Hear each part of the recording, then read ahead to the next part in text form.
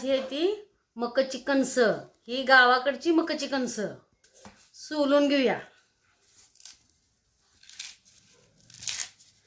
ही मका अशी ही ताजी ताजी कणस आहे ती आपण सोलून घेऊया।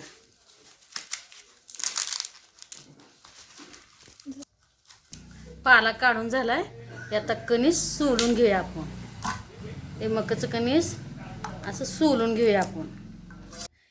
ह्याच्यापासून मी काय बनवणार आहे हे तुम्हाला कळलंच, पण हा व्हिडिओ शेवटपर्यंत तुम्ही बघा, म्हणजे मग तुम्हाला कळल।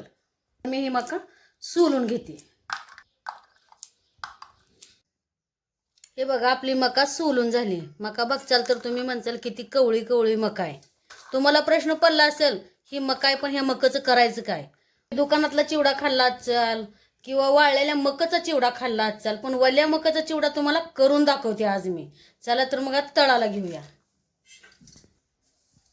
गॅस मी बारीक केलाय, लय तेल उकळू द्यायचं नाही किंवा मोठा गॅस करायचा नाही। बारीक गॅसवरच मका टाकायची त्यात, कारण ही मका उडून येते अंगावर, म्हणून बारीक गॅसवरच तेल कोमट करा ही मका टाकून द्या। बघा आता अंगावर येते अशी ही मका मी तळून घेते।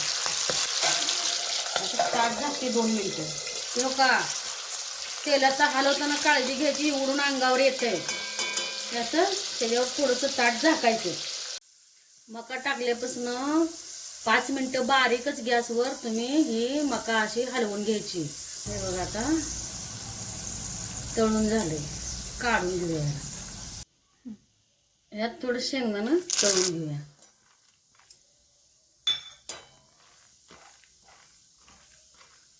शेंगदाणा तळून घेऊया, कारण ह्याचा आपण करणार आहे चिवडा। ही चिवडा लहान मुलं आवडीनं खातेली, असा करायचा आहे आपल्याला आता चिवडा। पदार्थ बनवला असतील, पण मी ह्याच्यापासून वल्ल्या मकाच्या कणसापासून मी बनवलाय आज चिवडा। तुम्हाला पण आवडला तर तुम्ही पण करा आणि तुम्ही पण खा। ह्यात होतं तेल काढून घेतलंय आपण, ह्यात थोड्या मिरच्या तळून घेऊया। झाल्या मिरच्या तळून काढून घेऊया। ही 2-4 पाकळ्या लसणाच्या इथे मी याला ठेसून घेतले, त्या हे असं टाकून घेते। तुम्ही थोडा खमंग वास येतो तळून घेऊया। थोडंसं मीठ टाकून घेते।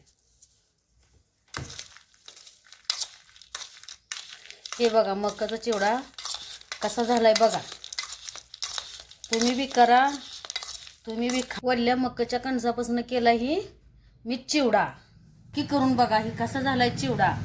लहान मुलं पण आवडीनं खातेली, असा झाला ही चिवडा।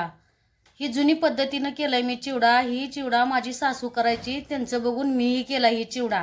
आणि तुम्ही ही करून बघा आणि खाऊन बघा, कसा लागतंय मला सांगा।